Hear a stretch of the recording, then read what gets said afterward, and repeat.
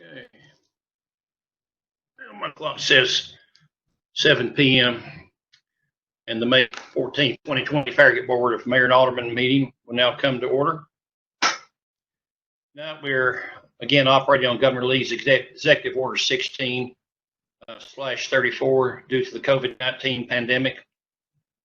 Executive Order 16 concerning electronic meetings has been extended by Executive Order 34 until 11:59 p.m. Central Daylight Time on June the 30th, 2020, which at that time it will expire. In accordance with the Executive Order, live access to the virtual meeting is made available through Charter Channel 193 or TDS Channel 3. During this period of time, all citizen agenda or forum comments and questions along with the name and address should be emailed to the comments townoffarragut.org and should have been received by 12 p.m. today in order to be included in the record of this meeting. All Farragut Board, Mayor, and Alderman meetings will be a public notice per Tennessee state law. They'll also be recorded and can be viewed later on the Town of Farragut YouTube channel. Pursuant to the Governor's Executive Order, all votes taken tonight will be by roll call vote. I'll now ask for the Town Recorder to take a attendance roll call, please, for a quorum. Alderman Burnett. Alderman Burnett here. Alderman Meyer. Alderman Meyer.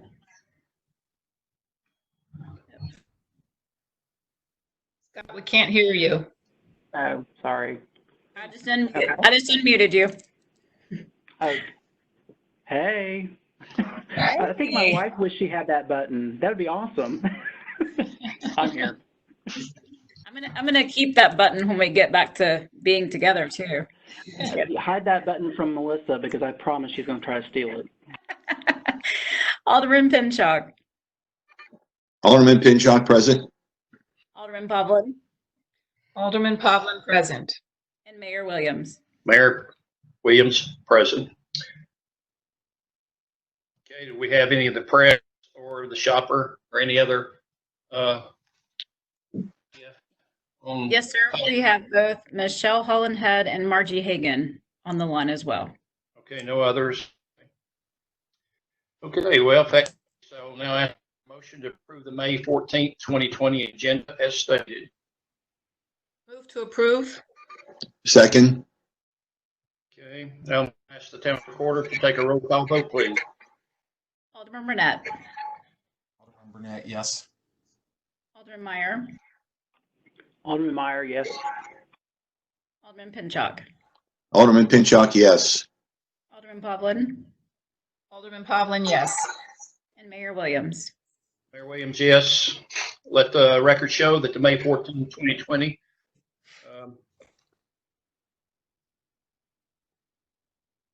it's been approved. Excuse me, very wrong number. That's not the May the 14th. That is actually tonight's agenda. I'm sorry, it is May 14th. The minute, okay. Approval of the minutes. I'll ask for a motion to approve the April 23rd, 2020 minutes as presented. Alderman Pinchuk, approve. Okay. Alderman Pavlin second.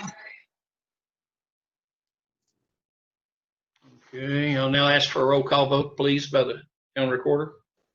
Alderman Meyer. Alderman Meyer, yes. Alderman Pinchuk.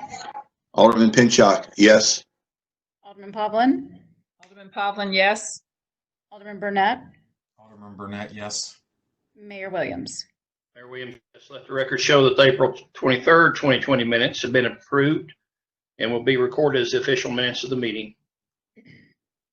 Okay, tonight we have two proclamations, and the Town Recorder is going to read both of those. Yes, sir. Our first one is a proclamation for Building Safety Month.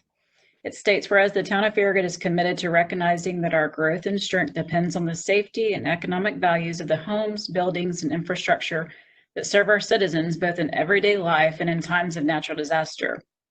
Whereas our confidence in the structural integrity of these buildings that make up our community is achieved through the devotion of vigilant guardians, building code and fire codes officials, architects, engineers, builders, tradespeople, design professionals, laborers, plumbers, and others in the construction industry who work year-round to ensure the safety of the construction of the buildings. And whereas the Guardians are dedicated members of the International Code Council, a nonprofit that brings together local, state, and federal officials that are experts in the built environment to create and implement the highest quality codes to protect us in the buildings where we live, learn, work, and play.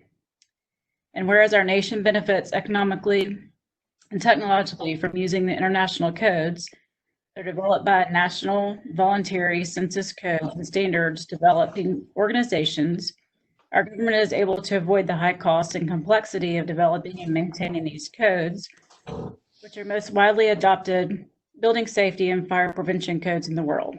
And whereas these modern building codes include safeguards to protect the public from natural disasters, such as hurricanes, snowstorms, tornadoes, wildland fires, floods, and earthquakes, which according to the FEMA commissioned study by the National Institute of Building Sciences, provide $11 in future mitigation benefits for every dollar invested.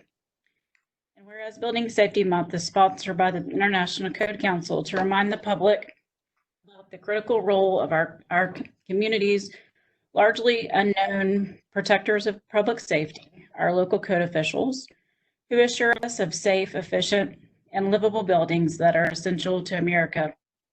And whereas safer buildings, safer communities, safer world, the theme of the Building Safety Month 2020, encourages all Americans to raise awareness about the importance of safe and resilient construction, fire prevention, natural mitigation, disaster mitigation, and new technologies in the construction industry.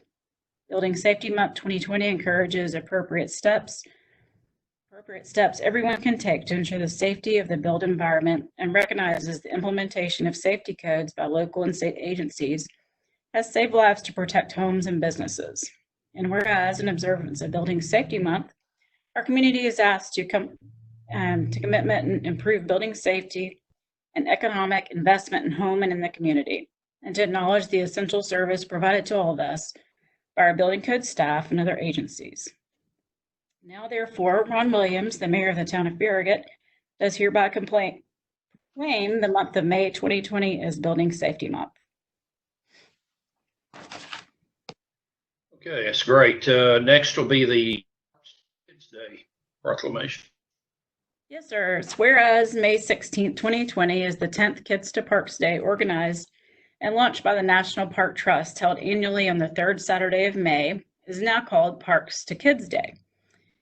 And whereas the Parks to Kids Day empowers kids and encourages families to embrace what they can do outdoors in America's parks, public lands, and waters. And whereas we should encourage children to lead a more active lifestyle to combat issues of childhood obesity, diabetes, and hypertension, and where Parks to Kids Day will broaden children's appreciation of nature and outdoors. Parks to Kids Day will recognize the importance of social distancing while enjoying the benefits of the outdoors during the COVID-19 crisis. Therefore, Ron Williams, Mayor, does hereby proclaim May 16th as Parks to Kids Day. And we participate in this every year. Thank you, Allison. Next will be the mayor's report. And I want to start out by thanking all of our Farragut business owners who survived the shutdown and are back open again, ready to serve our citizens' needs. I was able to make the rounds last week to see if everyone was prepared for the Knox County Health Department's phase 1 reopening regulations, and I'm happy to say, without exception, 100% were ready to go and welcoming customers. This is time, if there ever was a time to shop Farragut and support our local businesses that support you. I urge everyone to stay with physical distancing and face masks when shopping in our local businesses. Now I'll yield the floor to Vice Mayor Paulin for her report.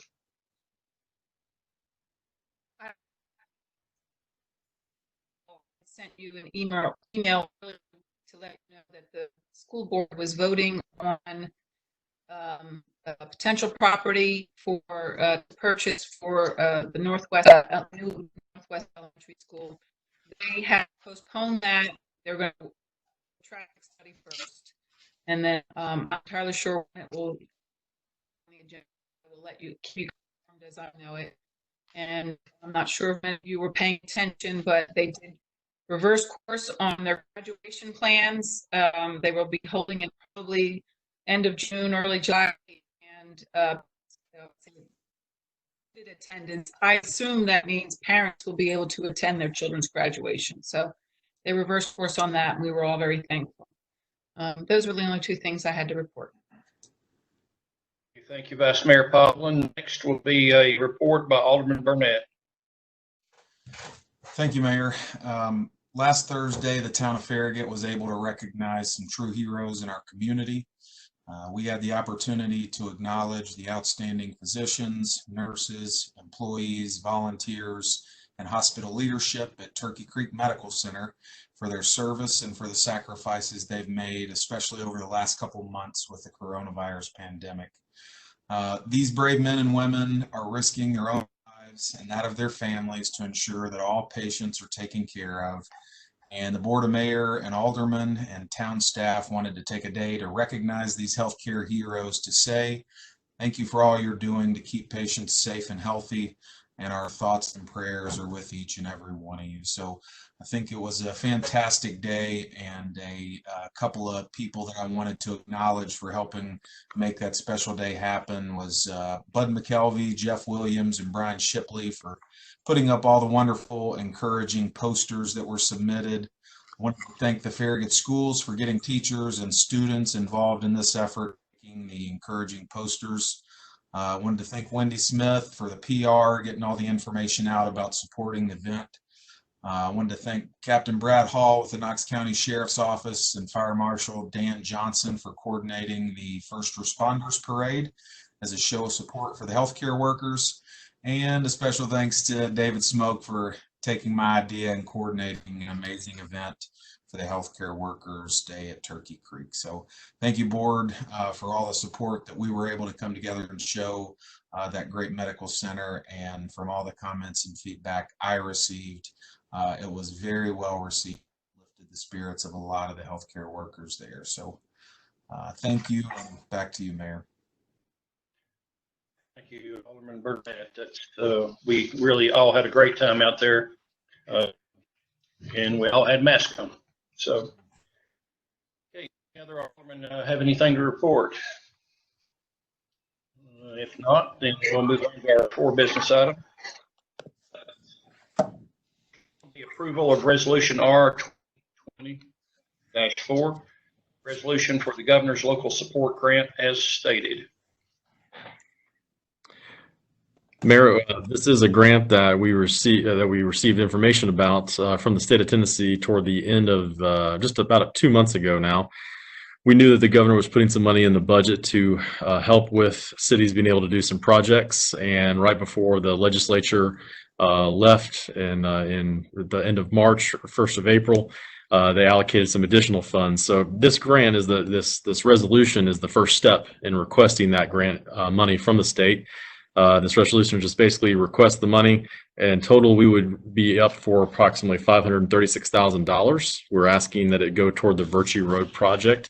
We have that project ready to bid as soon as we get confirmation from the state that we have been approved for this grant dollars. Then we will we'll put that out on the street and get those back as soon as we can. So with that, I would just ask for your approval of Resolution R-2020-04. Okay, to approve. To approve. Second. Alderman Pinchot, second it. Okay, we'll first have any citizens' comments or questions to be read in concerning this business item. We do not have any comments for this item. Okay, and then I'll open the floor to each alderman for discussion, and we'll start off with Alderman Meyer. Alderman Meyer, pass. Okay, thank you, Alderman Meyer. Alderman Pinchot. I think this was very well done, and I'm glad we're supporting it, so I have no other questions or comments. Thank you, Alderman Pinchot. Alderman Burnett. Alderman Burnett, no further comments. Okay, thank you, Alderman Burnett. Vice Mayor Poplin. David, do you know how much is in this fund? Well, the allocation for the town of Farragut is up to $536,000. We obviously have a project that's around $3.6 million. So there's no match to it. It's just 100% funded as long as they approve your project. And the Virtue Road project in my mind, meets the requirements of that.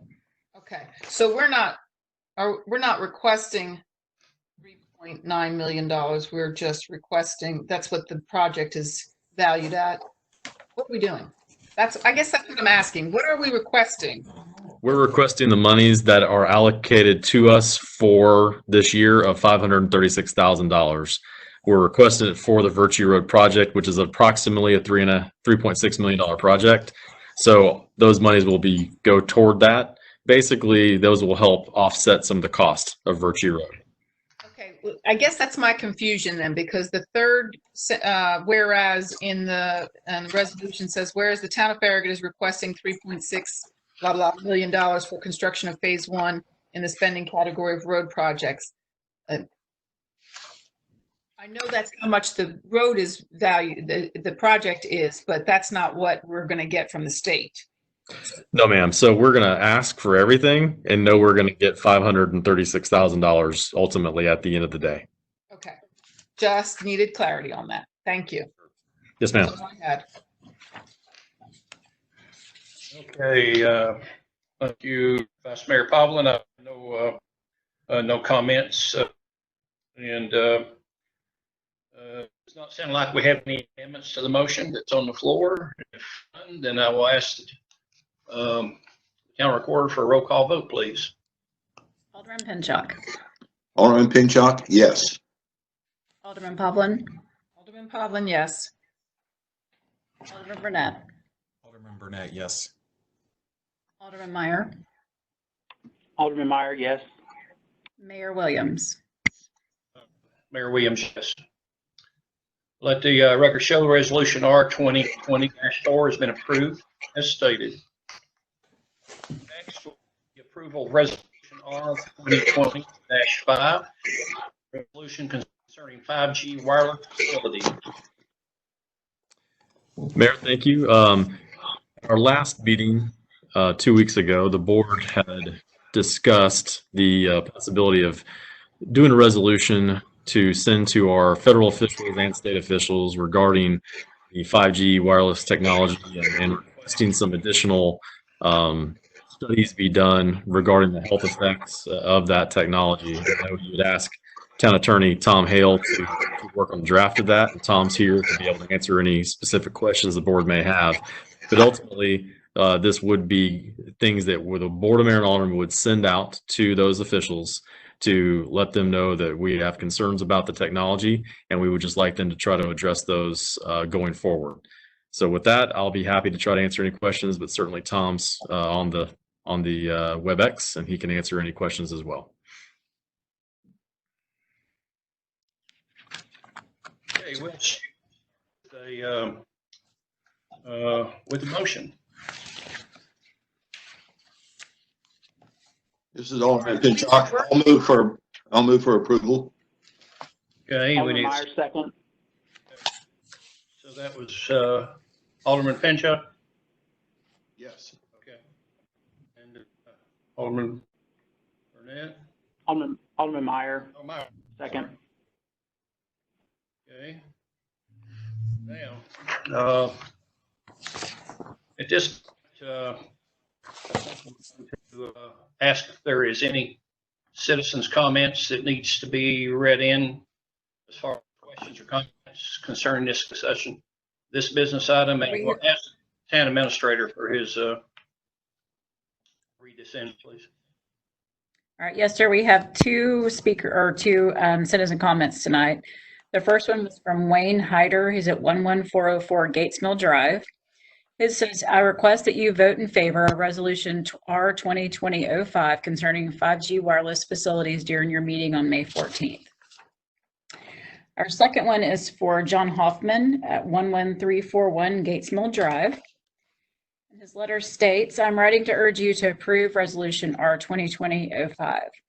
Before moving forward with the installation of this new technology, it's important to know that it is safe and effective. The very nature of this technology means that it has potential impact not only on the user of the device and service, but of the community beyond. There is inherent hazards and risk associated with radiation, whether it be ionizing or non-ionizing.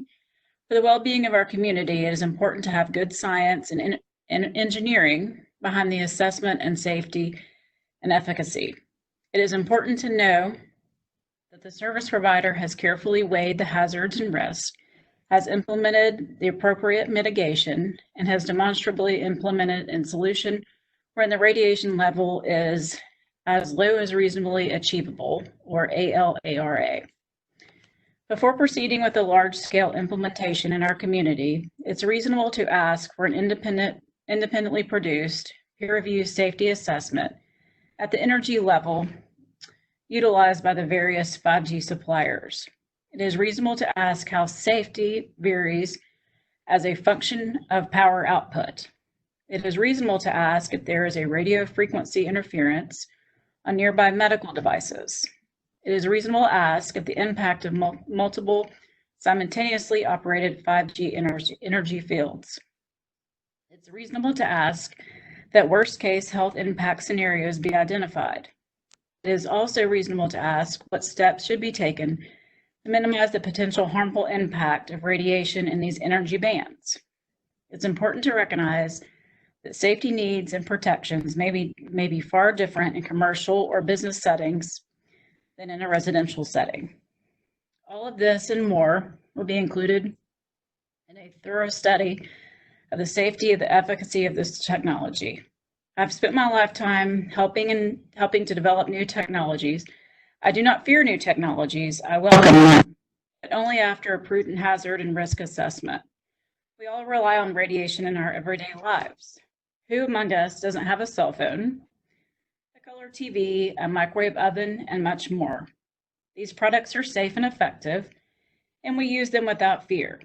Good standards were developed in conjunction with various professional societies, government and commercial laboratories, radiation physicists, and more. It is reasonable to ask for clear and ambiguous evidence that 5G technology, as planned by the service providers, is safe for its intended use. 5G implementation has been portrayed as a race between nations, a race between competitors, a race to win customers. Races often lead to haste, and haste often leads to unintended problems. As Verizon and its collection of subcontractors have installed their underlying infrastructure throughout the area around Sweetbriar, we have seen these impacts. Lost my spot. There it is. The damage to the sewer lines, water lines, gas lines, and more are mere inconveniences when compared to the consequences of a rush to install and operate an energy field without appropriate safety studies and intelligent risk mitigation. Let's do this right. Please pass this resolution after appropriate deliberation and amendment, and use it to press state and federal representatives to slow down the race while a thorough study is conducted. That's from John Hoffman.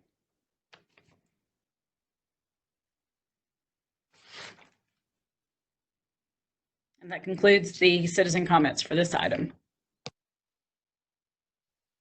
Okay, thank you. At this point, I think we probably need to take a minute to write down comments we'll have, because I think we're going to kind of workshop this a little bit. So on the discussion, I think each person may have a comment, and I think we need to probably list that in case we need to do amendments to the resolution, and that way we'll have a clear way to make those amendments. And okay, I'll start out with my thoughts, and I'm going to go to paragraph 8 on the very last line, where it says, in spite of substantial information. I need to write or make a note that we strike that and put some opinions as opposed to substantial information. That's number 1 for me. Number 2, And it will be the third to the last line where it says to ensure that the health of the public at large will not be adversely affected. I note that we strike ensure and put protect, and to strike. Paragraph, Ron, what paragraph? I'm sorry. Well, that last one, Vice Mayor.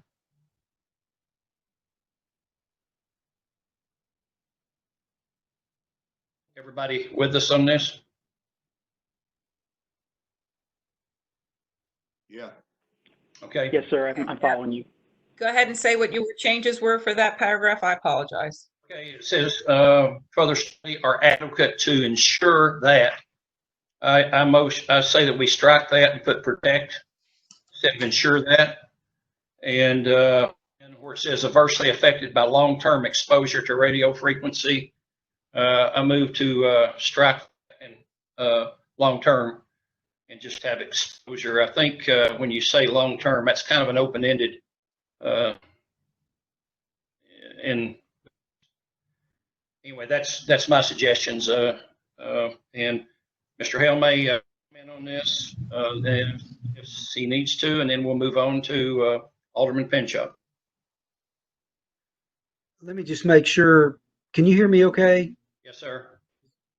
I just wanted to make sure I got that last. Would you would strike adversely affected by No, just long term? Okay, I'm sorry. I didn't understand. strike long term, period.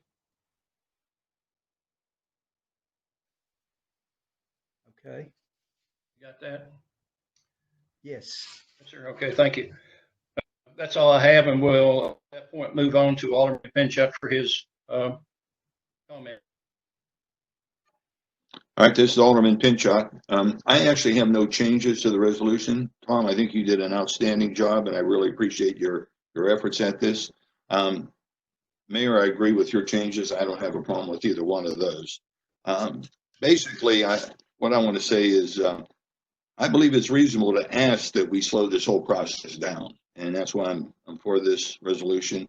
And I agree that haste often leads to unintended problems, as Citizen John Hoffman said. And I know in my business career, haste always got me in trouble. And I think slowing things down is the right thing to do. So I agree with this, and I have no other further comments. Okay, thank you, Alderman Pinchot. And let's see here. We will move on to Alderman Meyer. Thank you, Mr. Mayor. I have no additions. I echo what Alderman Pinchot has said. I will make the comment that for me personally, I believe this resolution addresses all the concerns I've had for Farragut residents. And so I'm really glad we're doing it. And thank you, Tom, for your hard work. And thank you, Mr. Mayor, for your edits. I think that they're important, and I think they add to the document. Thank you. Okay, thank you, Alderman Meyer. Alderman Burnett, you're up now. Thank you, Mayor. I echo previously said comments. I think Tom did a great job with this document. I don't have any other changes personally, and I'm good with the 3 changes that you outlined. Okay, thank you, Alderman Burnett. Vice Mayor Pavlin. I have one issue I would like to pull out and make, and I don't know where it would go in this resolution, but it's with regard to the implementation of these small cells in residential areas. We're going to be, we're looking at specifically Sweetbriar, we're looking at putting in light poles and with antennas on them, and they can be lower than the 40 feet. I'm assuming that I've heard they have to be at least 20 feet, 25 feet off the ground, the antenna portion. But 25 feet is a lot closer to the ground than 40 feet is. And especially in people's driveways, because these will be along the property lines, and sometimes those are people's driveways where kids are bicycling. And I would like to make it clear that they are bringing in a technology into the residential neighborhoods closer to the ground than the technology so far has been. So that's my concern. It's one thing for us to be experiencing it as we're going through the commercial district or the major towers that are way high off the ground.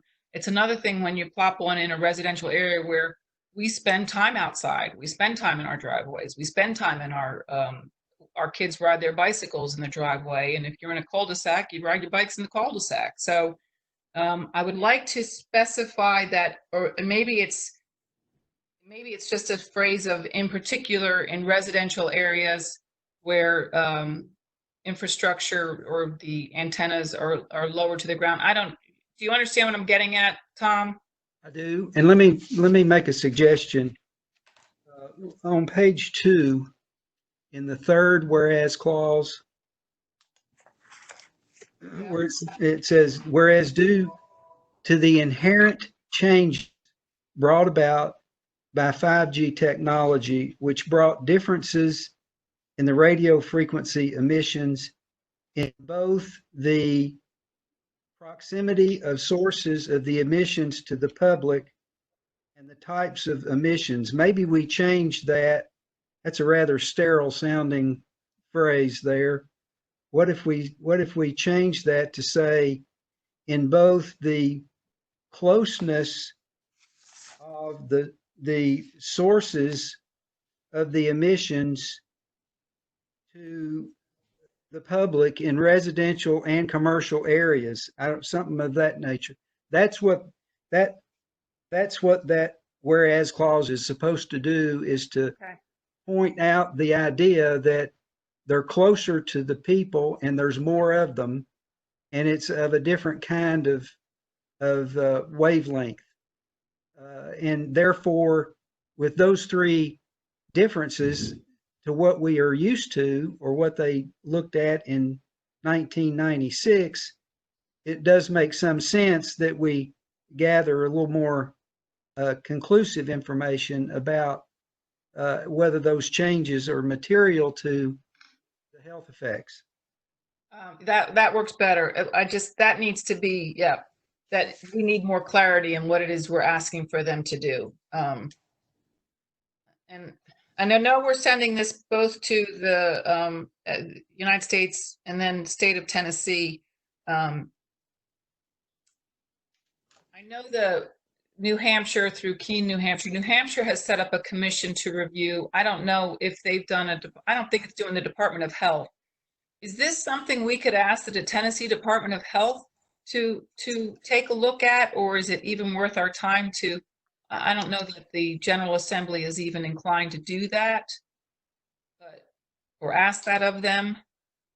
But I get this feeling that as they start to implement these in suburban residential areas, we're going to start hearing from a lot more municipalities and counties, for that matter, with regard to this. Mm-hmm.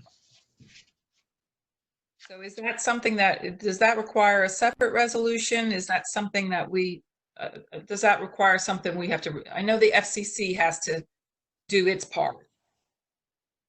They do.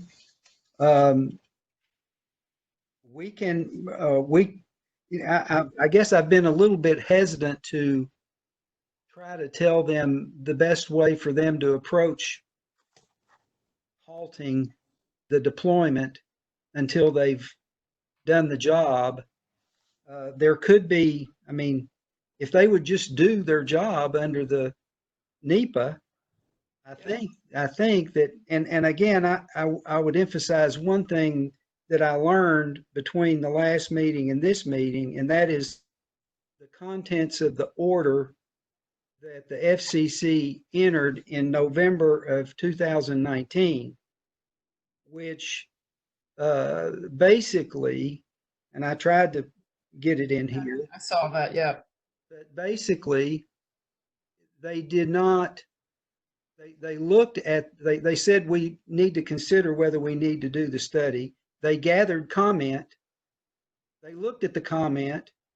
They concluded that the comment wasn't persuasive, the adverse comment that suggested they needed to change their standards.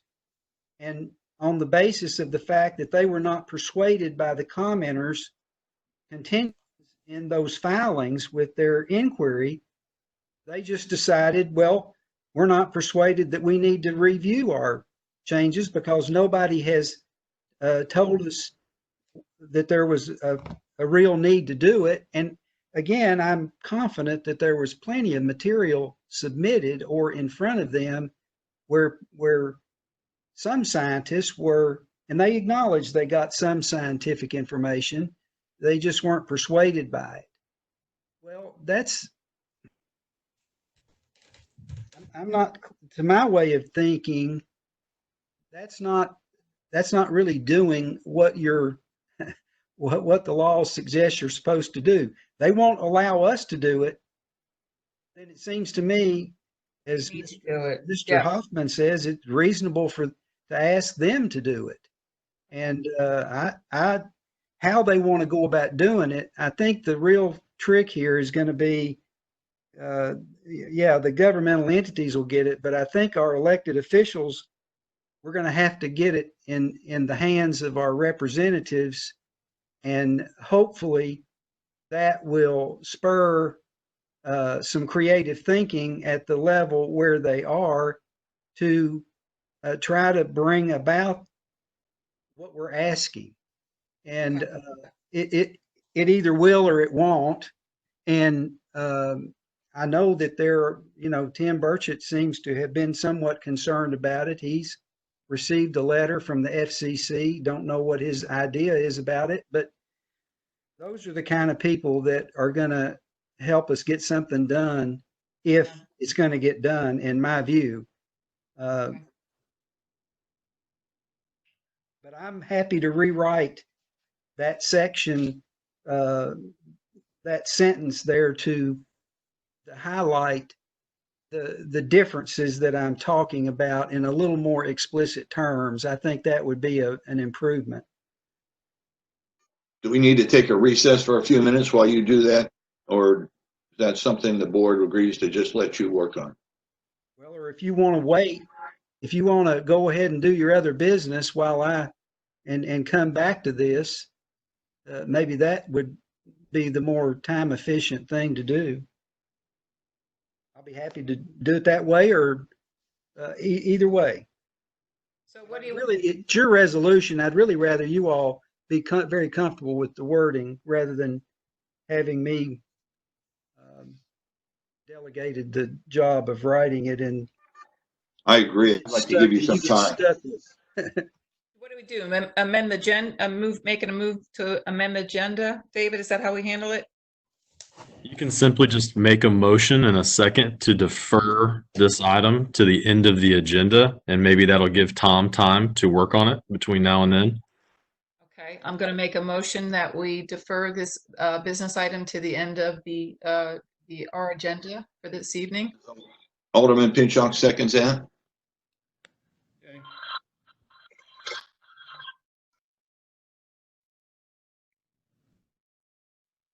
So now we'll just need a vote on that motion and that second.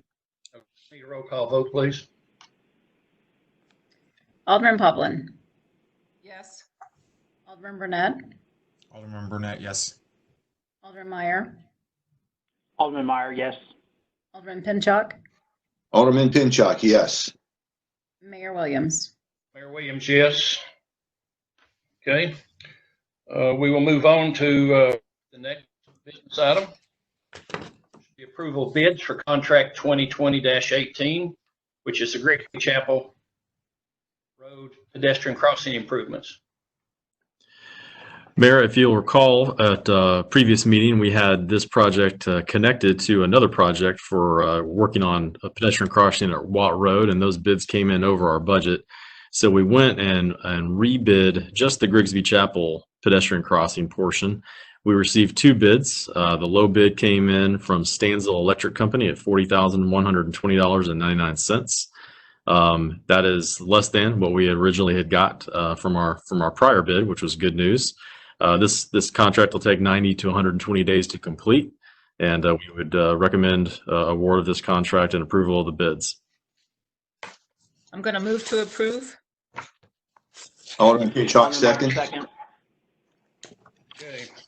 We have a, I'll ask the recorder to read in any citizens' comments or questions concerning this business item. We have no comments tonight for this item. Okay, we'll move on to discussion. Alderman Meyer, you are up first. Alderman Meyer, pass. Okay, thank you, Alderman Meyer. Alderman Burnett.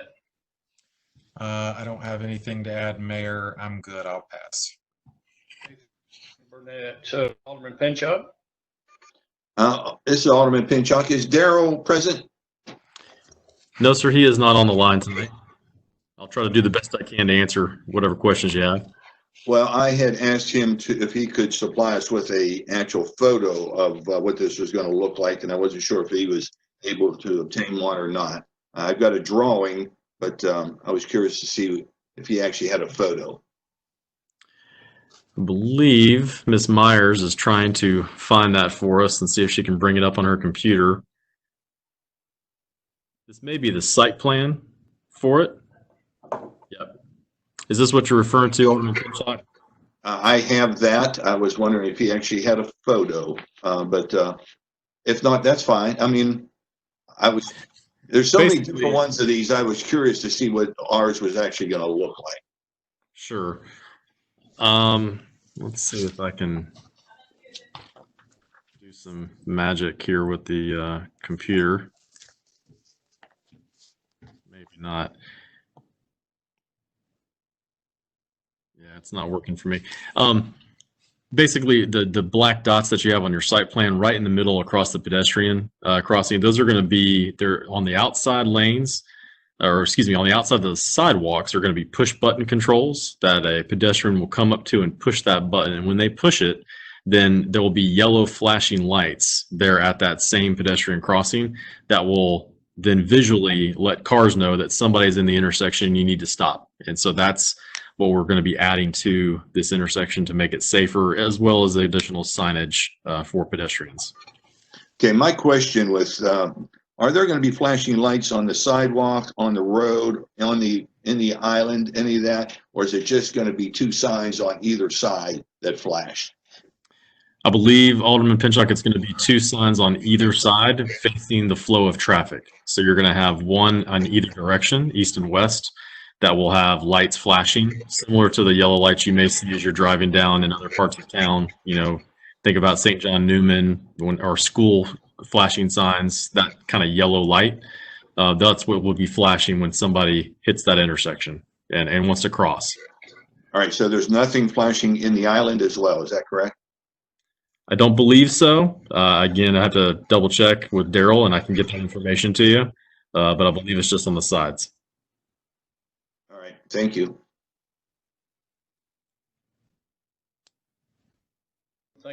Thank you, Alderman Pinchot. Mayor Pavlik. Yes, I think we need clarity on that, because it looks like from the order, it says we have a pedestrian push button with a 12-inch sign. There's 3 of those, and a pedestrian push button post. There's 3 of those. So I'm wondering if there's one on either side, and what's that in the middle of the island? Because there's a post in the middle of the island. I don't know what it is. I believe that's another push button, Vice Mayor Pavlin, that if somebody gets stuck in the middle and there's a car coming, they can hit it if they're in the middle, and it'll again flash the lights too. Okay, but so that's the push button post is different than the, okay, it does say flashing warning beacon, only 2 of those. Okay. Let me ask you this. If we realize, okay, those 2 flashing warning beacons aren't quite cutting it, is there a possibility to put one in the middle? Since if we're running stuff there will be electrical there to add if we feel like we need to do stuff in the future. There'll be conduit to be able to run something. Okay, and it looks like the pedestrian beacon detail that we have is solar. Has a solar panel. Does that mean that it's also electrical, or is it completely solar, run by solar energy? If you look at the detail. Correct. If it's solar, then it's going to be just solar. There won't be There'll be electrical wiring that probably goes from one to the panel to the other, possibly for coordination of the signals, but the actual signal itself will be solar powered. Okay. All right. Okay, thank you, Vice Mayor Pablo. I'll add to that same train of thought. In the middle where we do have that button, I would suggest that we have asked Stancil to put a just a box in case we do have to go back and rewire something else in. Just be a junction block box with a plate on it. So if we do have to go back and put something in, then that would be there in case we do need to add something, or they wouldn't have to go back and do a bunch of work. Mayor, this is Alderman Pinchot. That's exactly what I was hoping for, some type of light in the center, at least island. So if we could do that. Now, can we ask if you got to change this order up to a certain amount to accommodate, so we wouldn't have to come back to the board? I think that would be up to the board how comfortable you are. I'm not sure how much another beacon would cost. I know the engineers look at these things closely to figure out exactly what needs to be from a standards standpoint put in for these crossings. So it would just be a matter of how much that would cost to put in. You know, part of the issue too, Alderman, that we did not, I know, initially put a beacon in the middle of those islands is that, as you know, sometimes those islands do get hit. And when they get hit, you're going to take out everything that's in there. We've had to replace several trees lately. A beacon's a lot more expensive than a tree. And so I think that's part of the issue why we haven't probably looked at putting a beacon in the middle. David, Alderman Meyer, I think that's a very good point. Okay. I think, I'm sorry, can I just finish with your thought? Because I think what you're saying, Ron, I appreciate what you're saying, Mayor Williams.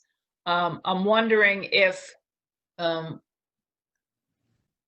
guess what I'm thinking is, I know on Watt Road, we're going to be putting something over the entire road. Oh, I forget what we're using, but I'm wondering if this fails or it's not effective enough, and it certainly would take us some time to decide whether that is or it isn't. Upgrading that to the crosswalk like at Watt Road, what would that look like for costs? Is it a whole new, obviously with the mast arm, that's a 15 feet deep. They have to put the concrete to put the footing for something like that. I mean, that's a completely different construction. Is it right? Is that right, David? Yes, ma'am. The only reason we're looking at a mast arm on Watt Road is because of the sight distance and the speed coming over the hill as you're coming into town from the interstate. You need to be able to see that light earlier than you would if it was just on the ground, basically where these are at Grigsby Chapel. I believe the sight distance, the engineers have looked at it and feel that the sight distance is much better to be able to see this flashing beacons clearly from both directions, east-west on Grigsby Chapel. So that's why they've allocated monies to go toward just the side flashing beacons at this time. Yeah, this is Alderman Pinchot again. After this conversation, I'm fine with the proposal as it is, and I think we just need to take a good long how this works, and you know, if we need to make changes, do it down the road. But I'm fine with the proposal now as stated. I agree with Alderman Pinchot. Hey, Alderman Burnett, you agree? Yes, I agree. Okay, Alderman Meyer. Alderman Meyer, I agree. Okay, great. I think if we just put a junction box there in the middle, in case we do have to, then the cost will be minimal compared to if you had to go back and re-pull wires. So we can ask for a junction box. I don't think that'd be a big deal to them. Okay, I have a motion. Seconded. Now I'll ask the town recorder to please take a roll. Alderman Burnett. Alderman Burnett, yes. Alderman Meyer. Alderman Meyer, yes. Alderman Pinchak, Alderman Pinchak, yes. Alderman Pavlin, Alderman Pavlin, yes. Mayor Williams. Mayor Williams, yes. Let the record show that the contract 2020-18 to Stanton Electric has been approved. And next will be approval of the first to professional services agreement with Civil and Environmental Consultants, EC, for engineering service related to stormwater infrastructure repairs. Mayor, the Board of Mayor and Aldermen approved a contract with CEC in November of 2019 to review the Fox Run subdivision, some stormwater issues around the interstate, and give us some feedback on some of the pipes that we knew, stormwater pipes that we knew were some issues around town. They have been able to give us some recommendations regarding the pipes and how to fix those. Many of it we originally thought we may have to actually rip out of the ground and put a brand new pipe in. But there's newer technologies that allow for you to actually slip line or concrete line, do different things like that without having to make as big of a mess really to the streets and the roads, and it costs much less. So we'd be able to do more things with the monies that we have to fix many of the pipes in town. One of the issues is that a lot of the specs that are involved with these cured in place pipes, things like that, they're very specific, lots of detail to them. Our staff has hired CEC to help give us recommendations on that. And so what they are proposing is to basically get up a set of bid documents and specs for all these projects going forward that we can utilize. We'll be able to get these bids out on the street, and then future projects that we have, we'll be able to use the same bids and not have to keep going back to them for additional help for the bid process. One other thing that we ask as part of this contract is another, so that's with a base fee of that would be $33,650. There's also a not to exceed amount of $10,000 for an hourly rate to help as construction is going on. So again, many of our inspectors have not had experience yet with these kind of cured in place pipe processes. And so it would be walking our inspectors through the process at certain times when we need them to help look for things that we should be watching for to make sure it's done properly. And so that would be on-call services. So the total amount requested would be $43,650 for this First Amendment with CEC. Thank you, David. Ask This is Alderman Pinchak, so moved. Alderman Meyer, second. Okay, now it's the town recorder. Let's see, wait just a minute. I'll ask the town recorder to read in any citizen comments or questions concerning this business item. There are no comments for this item. Okay, then we'll move on to discussion and start with Vice Pavlin. Yes, David, are they actually preparing bid documents for current pipes, or are they just providing us bid documents, like the framework for a bid document? No, they will actually provide the bid documents for the current pipes that we're going to do. And truthfully, they're going to GPS and GIS all those pipes. So that way we know exactly how long they are, how wide they are, and try to get the specifics on those. And then we will decide, some pipes may require a certain type of application, and others may be something different. And so that's what we're going to ask them to do for us on this. Okay, so and we're talking about those 13 pipes that we were looking to address when we were talking with UT. Yes, ma'am, that's correct. Okay.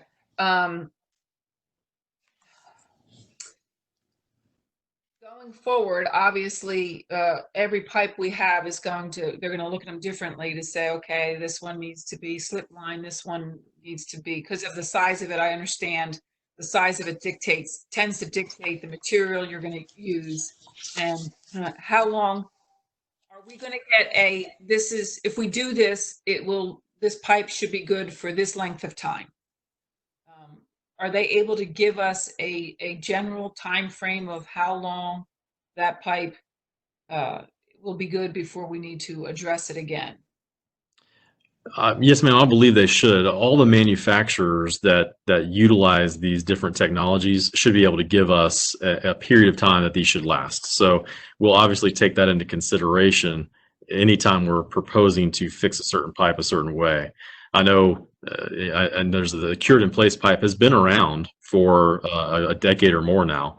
And so there's a lot of cities out there that have been using it a long time and have really good experience with it. So, I feel pretty confident. The main thing is making sure what the technology is that's put in there. Is it a concrete liner? Is it a kind of a hard plastic type of liner? And then how long do those things last? Does it matter on the size of the pipe? That's what they'll be able to answer for us and get those specs provided to us for. I guess what I'm getting to is just like our roads, we'll now have another document or something that this information is on, so that we are understanding that this is now an ongoing thing that we're just going to be monitoring, and understand that these ones as they come up need to be looked at. Correct. So these initial ones, they will help us determine what the best method is to fix those with the specs.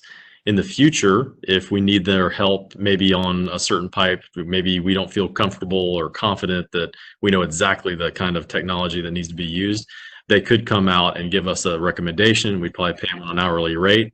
However, we would already have the bid specs done, ready to go. It would just be a matter of doing it ourselves at that point. Okay. All right. That's all I had. Thank you. Okay, thank you, Mayor Coughlin. Alderman Pinchuk, you're up. This is Alderman Pinchuk. Point of clarification. Alderman Hovland mentioned 13. The write-up here says 22 existing pipes. How many pipes what's the correct number? Well, I have a feeling the 22 is the correct number. They've looked at Fox Run now, and they've looked at the interstate, and so they've been able to assess more pipes. I have not seen their final report yet. I think Daryl and his staff are still reviewing that, but initially they're looking at roughly 22 pipes they feel need to be done at some point in a time frame sooner than say 10 years or something like that. Sometime soon we need to get to those. Well, it just seems like a fair price at $33,000 for 22 pipes. So anyways, I'm all for it. Good. Thank you. Thank you, Alderman Meyer. Alderman Meyer, pass. Thank you, sir. Alderman Burnett. Yeah, Alderman Burnett, I'm in favor of it. I think it makes a lot of sense. I love the fact that the town staff is going to be making these corrections, but also learning how to do this on our own in the future. And from the look of things, it sounds like it could save a lot of money in the long run. So I'm in favor. Okay, sir. I think what this meant was 22 pipes, that the 13 would be in that 22. Correct. That's how I understood that. Okay. I have a motion on the floor with a second, and ask the town recorder for a roll call vote. Alderman Meyer. Alderman Meyer, yes. Alderman Pinchuk. Yes. Alderman Poblin.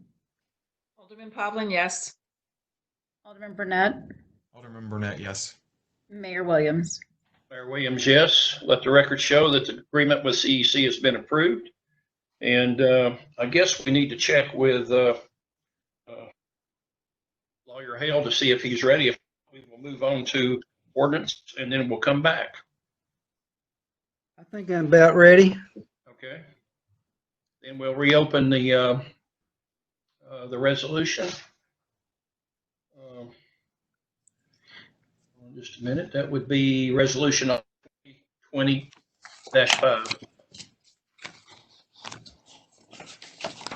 Okay. Let me read you what I have come up with to substitute for the third whereas clause on page 2 of the resolution. The one that starts out, whereas due to the inherent changes. I think I can piece this together.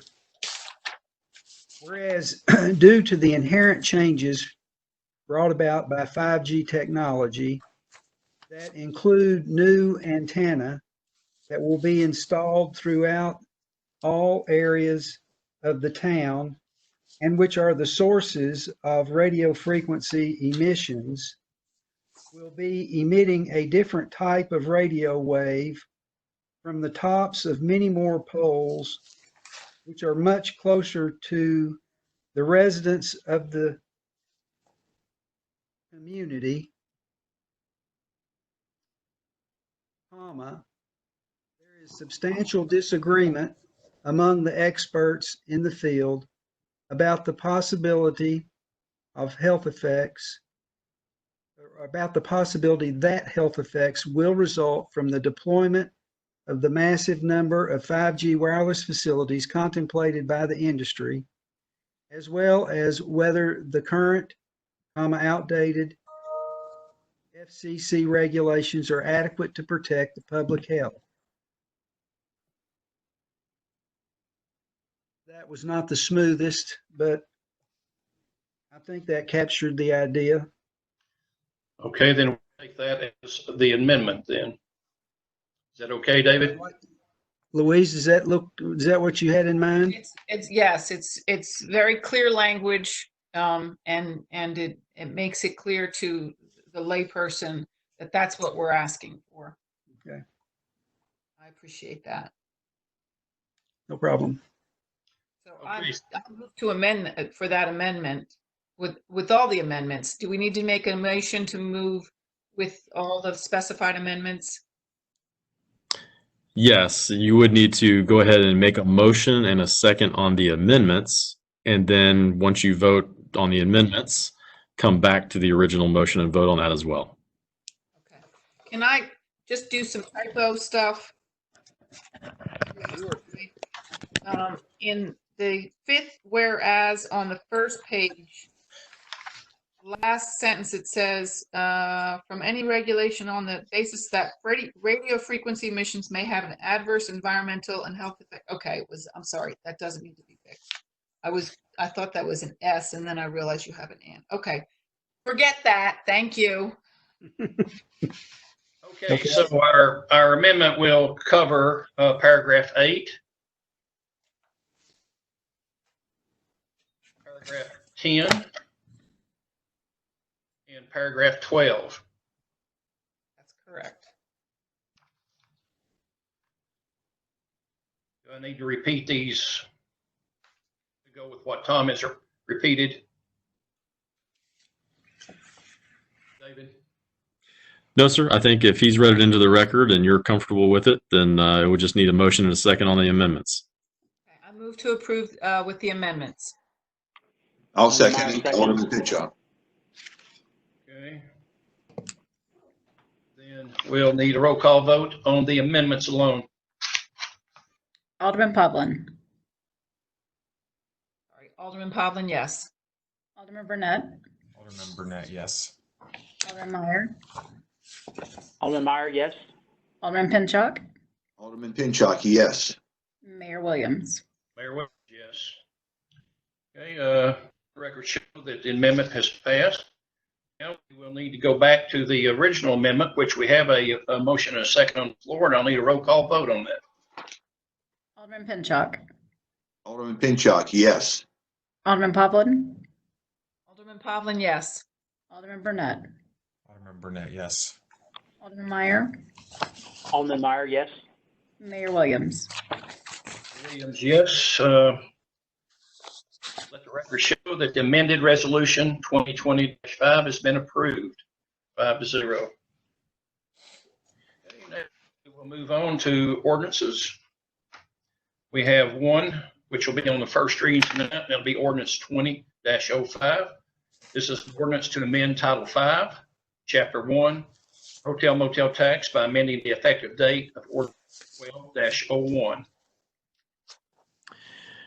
Mayor, thank you. I know back in January when the Board of Mayor and Aldermen adopted the occupancy tax for hotels in the town of Farragut, we originally had put that start date as June 1st when hotels would start collecting that. Of course, none of us knew what would happen just a few months later as we're in the middle of the COVID-19 pandemic, and basically travel has halted pretty much anywhere across the United States. So at the last workshop, budget workshop that the Board of Mayor and Aldermen had, we talked about the the desire of the board to defer that start date of the tax 3 months. So this ordinance before you would do just that. It would delay the start date from June 1st of 2020 to September 1st of 2020. And so we would recommend approval of ordinance 20-05 on first reading. Okay, I'll ask for a motion. Move to approve. Second. Alderman Meyer, second. Okay, we have a second. And is there any comments to be or questions concerning this particular ordinance? Yes, sir. Okay, if none, then we'll move on to discussion starting with Alderman Pinchot. Alderman Pinchot, I pass. Okay, thank you, Alderman Pinchot. Alderman Burnett, pass. Okay, thank you, Alderman. Alderman Meyer. Alderman Meyer, I'd just like to say I think this is the right move for our hotels and motels, and I agree with it. Thank you. Thank you, sir. I have no comments. Thank you. Okay, I have none as well. I agree with Alderman. The motion is second. I'll ask the town recorder for a roll call vote, please. Alderman Pinchot. Alderman Pinchot, yes. Alderman Pavlin. Alderman Pavlin, yes. Alderman Burnett. Alderman Burnett, yes. Alderman Meyer. Alderman Meyer, yes. Mayor Williams. Mayor Williams, yes. Let the record show that the ordinance 20-05 has been approved on the first reading, the 5-0 vote. Okay, next will be the town administrator's report. Mayor, just a quick report tonight. I know we mentioned earlier the governor had issued Executive Order 34, which extends our ability to have virtual meetings until June 30th. Obviously, we don't know yet when Knox County, as we're under a kind of a different set of rules, not for that, but for when we reopen certain businesses in our community. We're in phase 1 right now. We, in fact, had a staff meeting today talk about what that looks like in moving into phase 2 and how to prepare for that. So we'll be giving you some updates on that soon, and then hopefully get that out to the public as soon as we can as well. But we are preparing for that, and I think our staff is doing a great job of staying open. We've been open ever since this happened. Just the building hadn't been open. We've been here working and doing inspections, doing everything we can with the public. But we just haven't been able to, unfortunately, have our fields open where people can start playing on them and playgrounds and everything else. But I certainly hope we can get there soon. So with that, I'll be happy to answer any questions if the board has any. Okay, to clarify, what David's talking about is any questions that the public has. We're still staffed in the town hall, so if they need any questions answered or anything to that nature, whether it be from David's staff or Mark's staff or Daryl's staff, then there are people there to answer those questions. So just wanted to clarify that for everyone that's watching or listening. So thank you, David. And next will be a town attorney's report. And Tom, I think we sure thank you for your service tonight and doing this resolution for us. I think it's what we really need to start with. Thank you very much. You're welcome. And I have no other report. Okay, sir. Then we'll move on to Citizens Forum. Thank you, Tom. Excuse me. Thank you all. Anything else on? Okay, Citizens Forum, pursuant to the governor's executive order, we ask that all citizens' comments be emailed to comment@townoffarragut.org, which must, along with their name and address, be received by 12 p.m. the day of the meeting to be included in the record of that night's meeting. I'll ask the town recorder to please read in any comments or questions from the citizens, please. Yes, sir. Our final comment tonight is from Laura Squires, and she has a couple of questions on here. Her first one is, what is the status of the initial 11 site applications? The next one, did Verizon respond to Farragut regarding the conditions or requests that were conditional to the approvals granted upon first reading, even though dozens of town residents opposed at the January 16th Planning Commission? The third one is, did Verizon accommodate the Town of Farragut Planning Commission request as they indicated they would cooperate at least to some degree during the March 4th Utilities Subcommittee meeting in Nashville attended by David Smoke. The next one, if those conditions were not met, will Farragut deny the site approvals and does the application process start over? The next one, has Farragut received additional site applications, and if so, how many? Does Farragut know if the LCUB co-locate request is finalized, and how many PSS and Farragut will be antenna sites? The next one, what is the tree trimming pruning plan for impacted areas? Will they only be allowed to prune trees near their actual antenna, or will they be allowed to prune anything in the location in or overhead the right-of-way? I question if they prune the entire right-of-way along each deployment area to improve their ability to transmit signal. Will this essentially result in some neighborhoods getting a crew cut to Farragut's beautiful established trees? Thank you for your additional information, as it's difficult to get current information. And that's from Laura Squires at Woodland Trace. I'll ask the town administrator to answer these, please. Thank you, Mayor. The initial 11 of small cell sites that Verizon turned in back in January that were conditionally approved by the Planning Commission, they were resubmitted recently. Staff has gone through those resubmittals. There are still some deficiencies in some of the responses that they gave us to those 11 submittals. And so we cannot issue any permits until they obviously meet those conditions. And so they're getting closer, but still got a little bit left to do on those. I know that the question was asked about, were they willing to change anything from those 11 submittals? And Verizon has determined at this point that they are not going to agree with anything outside the scope of what the Planning Commission approved at the January meeting. So our issue is that due to the limitations that Tennessee law places on us as a municipality, there's little we can do other than to ensure that they meet the requirements of those initial agreements and approvals by the Planning Commission. And so that's what we intend to do. I know I've gotten verbal feedback from both LCUB and Verizon that they have reached an agreement on a pole attachment or pole co-location requirements. Don't know exactly how many poles they would be able to utilize, and that's really just due to their network and how high the poles are, where the energy fields are, things like that. But certainly they have those things in place now so that they can co-locate in places that they are able to. And with I think there's two different things. One is the fiber that's going to be run, and then the other is obviously any type of poles that get put up. With the fiber, most of the fiber that they're doing, they're boring. So they're going to be going underground, and they've told us that they have the ability to go very deep underground in order to get under a tree if they have to. So they don't anticipate having to damage any trees, any type of anything overhead, let's say, in these areas.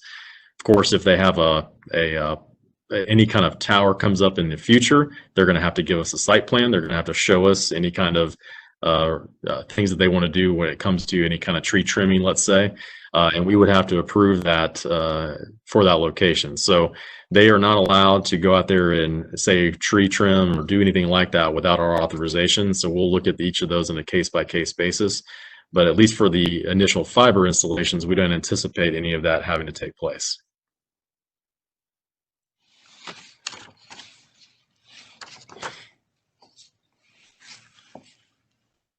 That cover everything?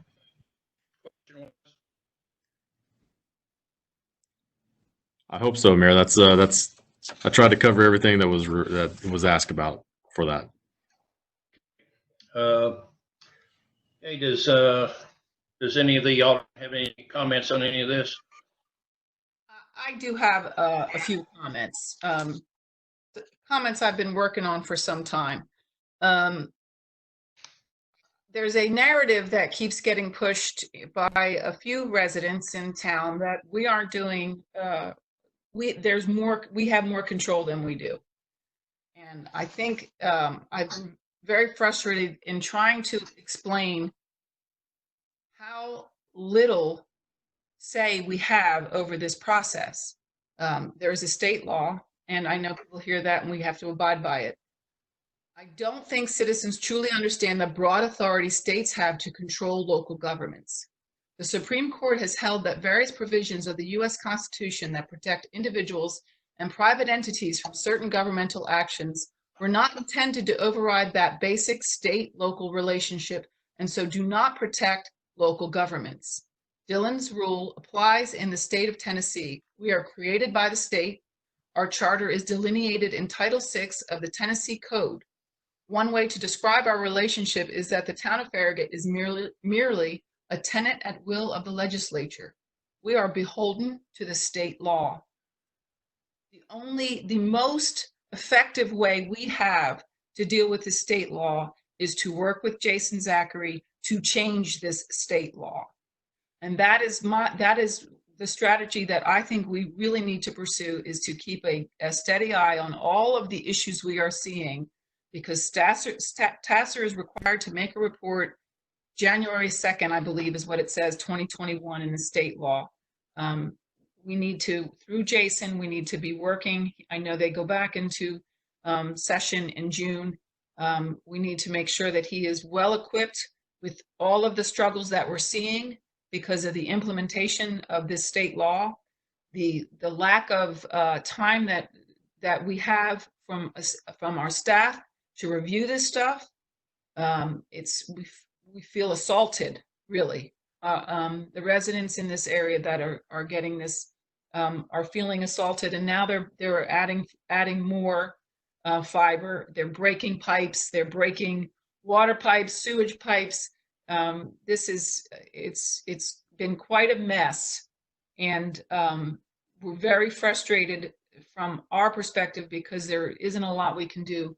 But I am very tired of this narrative that I'm sitting here and saying, "Oh yeah, go for it." We have no ability to do anything about this, but to affect change through our state representatives.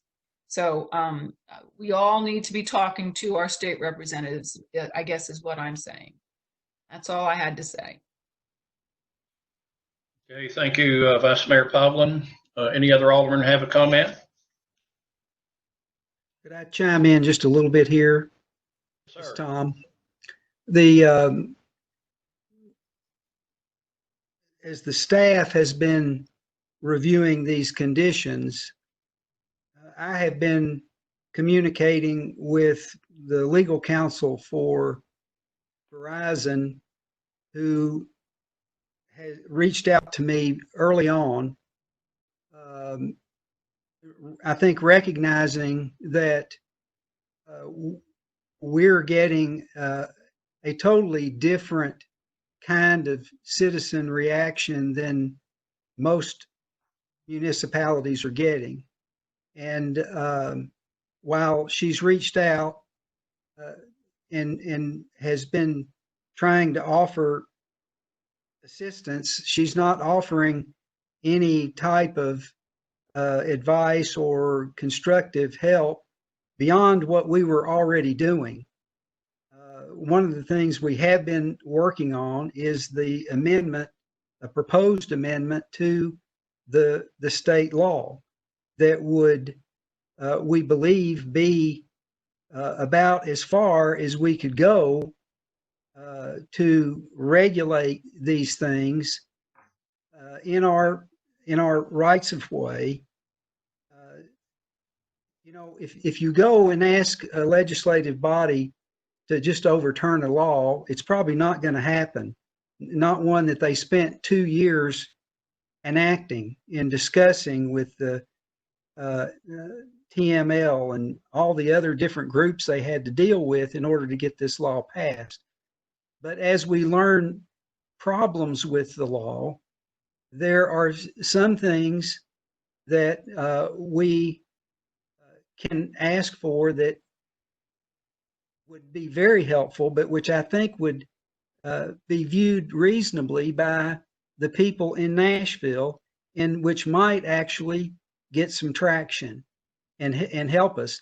Part of the thing that distinguishes the town of Farragut from almost any other municipality that Verizon has dealt with is that we actually had a lot of aesthetic standards and a lot of limitations on what utilities could do in our rights of way or in our community, which gives us a big leg up, because one of the premises of this law is we have to treat these carriers the same way that we have treated other utility carriers. And so to the extent that we have allowed other utility carriers to use our right of way in a particular way, we're not permitted by this law to come up with a different way that we want these telecommunications carriers to deal with things. That's a big, big limitation, because as we all know, if you drive around town, look around, there's a lot of telephone poles, and there's a lot of light poles, and there's a lot of other kind of poles all about in our right of way. So luckily, we've had utilities underground in our residential areas pretty much since the beginning of the town's existence. So therein is one area where we are attempting to rely upon our past actions in dealing with utilities to bring about some limitation based on that under this law that has been adopted, and make some changes with that thought in mind. So, Louise, I appreciate your frustration. I think we're all frustrated because the general thought of the public is that somehow the local officials can pretty much stop whatever they want to stop. And the reality is it's the other way around. We can only do what the state law allows us to do. And to the extent that we exceed our authority, we're inviting people who are find themselves adversely affected by what we do. We're inviting a lawsuit from those folks, a lawsuit which we would lose. And so this is a very difficult problem on a number of levels.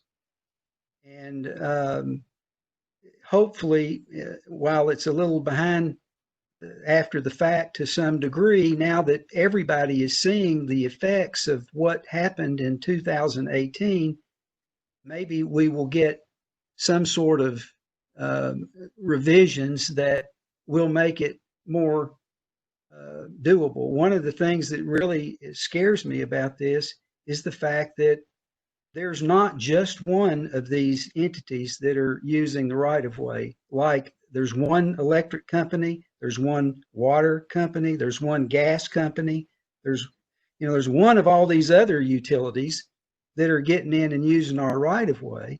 But there could be up to 10 in this arena that we're talking about, and they all could come in with their own systems and want to.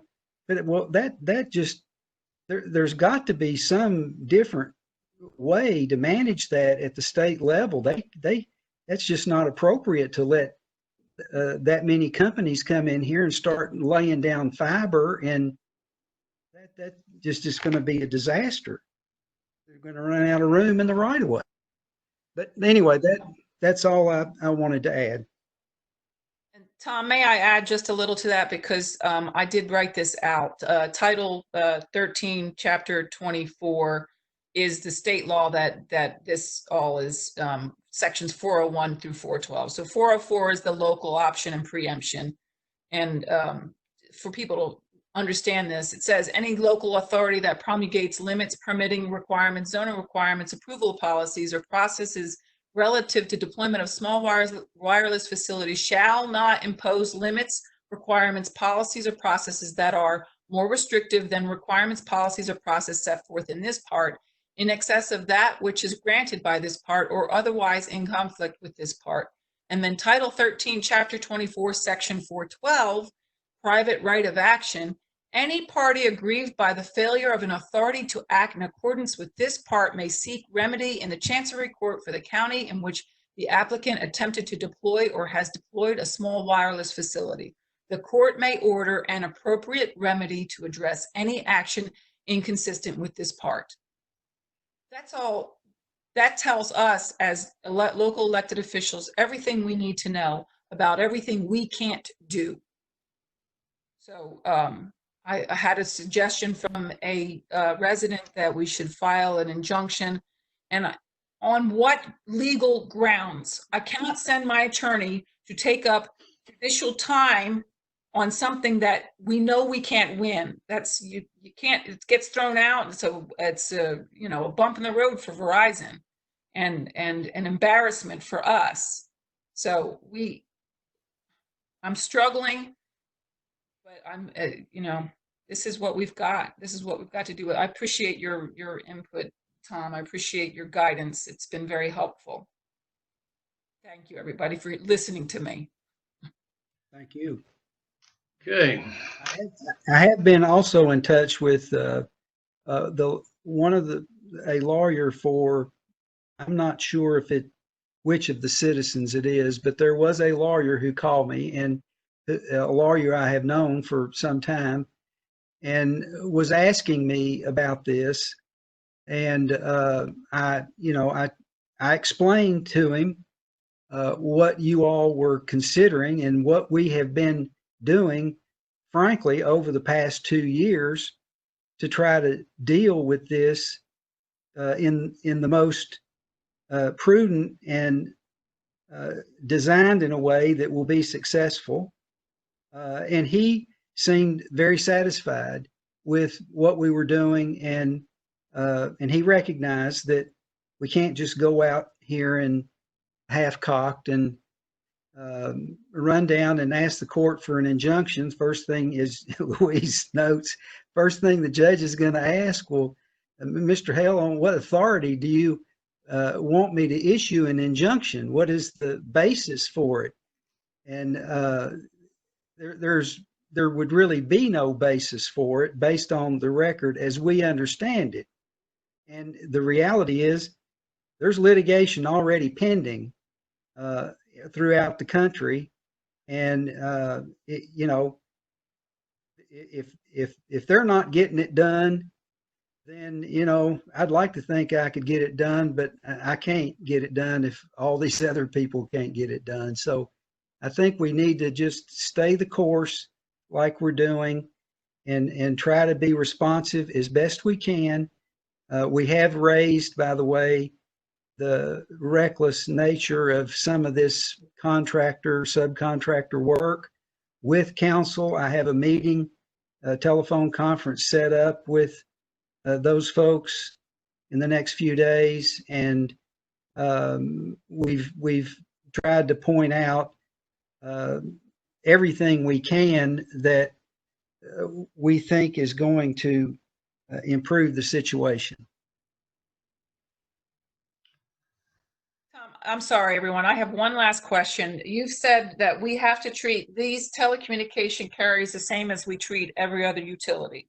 Well, we just had KUB come in to the Planning Commission meeting and request they're going to be replacing pipes in Farragut View. They just did Concord Hills, and now they're heading to Farragut View. And we had a whole bunch of questions for them. Why are you doing this? Are you leaving pipes in the ground? We were asking detailed questions. I want to go back to that meeting so I can kind of write down the detailed questions. If I'm allowed to ask KUB these detailed questions, I should be able to ask this carrier these detailed questions. What are they doing? What is it for? I'm a little frustrated that I feel like that they want to be treated like a utility until they're a competitive business. And then they want to say, hey, I can't tell you that's secret information. Well, which one is it? Are you a utility where we get to be informed about what you're doing and why you're here, or are you a competitive business? And that's what frustrates me about this state law, that they can proclaim that. That's wrong. They should, if we have a question about why they're here and what they're doing, we should be able to ask that question. We ask that a question of every other utility, what they're doing. when they come in and they propose projects in our right of way. So that's I'm going to shut up now. Okay. Louis, our time limit, so we didn't put you on the clock. Okay, Alderman Burnett, anything from you?